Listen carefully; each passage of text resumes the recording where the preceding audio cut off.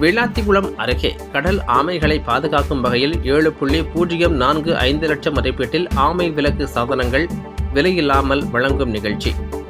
தமிழ்நாட்டின் கடலோர மாவட்டங்களில் இனப்பெருக்கத்திற்காக கடற்கரைக்கு வரும் கடல் ஆமைகளை மீன்பிடி இழுவலைகளில் இருந்து பாதுகாத்திட மீனவர்களுக்கு ஆமை விலக்கு சாதனங்களை விலையில்லாமல் வழங்கும் திட்டத்தின் கீழ் தூத்துக்குடி மாவட்டத்தில் 48.14 லட்சம் ரூபாய் மதிப்பீட்டில் 205 ஆமை விலக்கு சாதனங்கள் ஒதுக்கீடு செய்யப்பட்டுள்ளது. ஒவ்வொரு ஆண்டும் கடல் ஆமைகளின் இனப்பெருக்க காலமான ஜனவரி 1 முதல் ஏப்ரல் 30 முடிய கடல் ஆமைகள் முட்டையிடும் தமிழ்நாடு கடற்பகுதியில் அவற்றை பாதுகாத்திடும் பொருட்டு தமிழ்நாடு அரசு பல்வேறு நடவடிக்கைகளை எடுத்து வருகிறது. அவற்றுள் முக்கியமாக கடற்கரையிலிருந்து 5 கடல் மைல்களுக்குள் மீன்பிடி விசைப்படகுகள் மீன்பிடிப்பில் ஈடுபடுவதையும், கடல் ஆமைகள் முட்டையிடும் பகுதிகளாக அறிவிக்கப்பட்ட இடங்களில் 10 குதிரை திறனுக்கும் அதிகமாக திறன் கொண்ட எந்திரம் பொருத்தப்பட்ட பாரம்பரிய மீன்பிடி படகுகள் மீன்பிடிப்பில் ஈடுபடுவதையும் மற்றும் திருக்கை மீன் வலைகள் பயன்படுத்துவதையும் தடை செய்துள்ளது.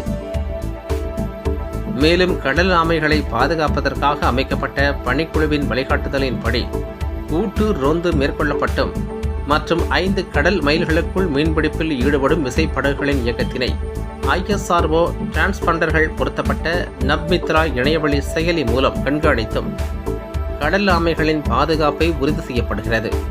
மேற்கண்ட ரோந்து மற்றும் கடுமையான கண்காணிப்பின் அடிப்படையில் விதிமுறைகளை மீறி செயல்படும் மீன்பிடி படகுகள் மீது தமிழ்நாடு கடல் மீன்பிடிப்பு ஒழுங்குமுறை சட்டத்தின்படி குற்றப்பத்திரிகை தாக்கல் செய்யப்பட்டு மேல் நடவடிக்கை தொடரப்பட்டு வருகிறது. மேலும் வனத்துறை, கடலோர பாதுகாப்பு குழுமம், கடலோர காவல்துறை, மீன்பிடி படகு உரிமையாளர்கள் சங்கம், அரசு சாரா நிறுவனங்கள் மற்றும் மீனவ கிராம பஞ்சாயத்து தலைவர்களை இணைத்து மீனவ கிராமங்களில் கடல் ஆமை பாதுகாப்பு விழிப்புணர்வு பிரச்சாரங்கள் மீன் வளம் மற்றும் மீனவர் நலத்துறையால் நடத்தப்பட்டு வருகின்றது.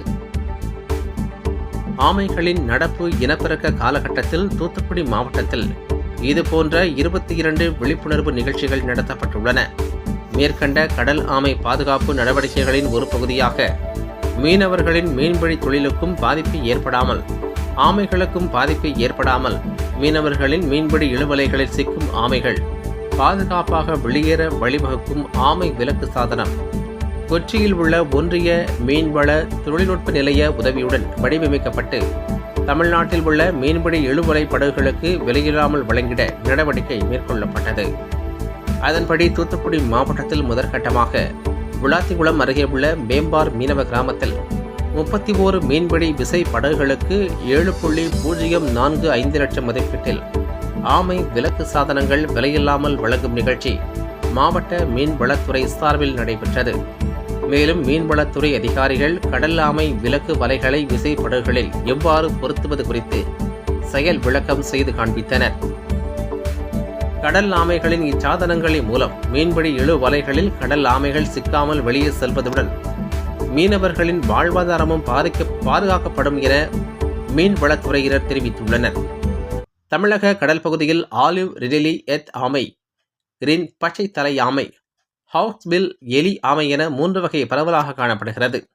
கடல் ஆமைகள் பொதுவாக கடல் புல் படுக்கைகளில் இன்னும் பச்சை ஆமைகள் கடற்புற்களை மேய்ந்து அவற்றை ஆரோக்கியமாகவும் செழிப்பாகவும் வைத்திருக்க உதவுகின்றன. ஆரோக்கியமான கடற்புற்கள் பல மீன் இனங்களுக்கு உணவாகவும் வாழிடமாகவும் அமைகின்றன.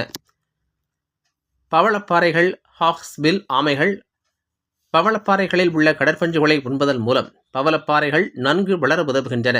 பஞ்சுகள் அதிகமாக வளரும் போது பவளப்பாறைகளை அழித்துவிடும். அதேபோல் ஜெல்லி ஃபிஷ் போன்ற மீன்களை உணவாக உண்டு மீனவர்களுக்கு உதவி வருகின்றது.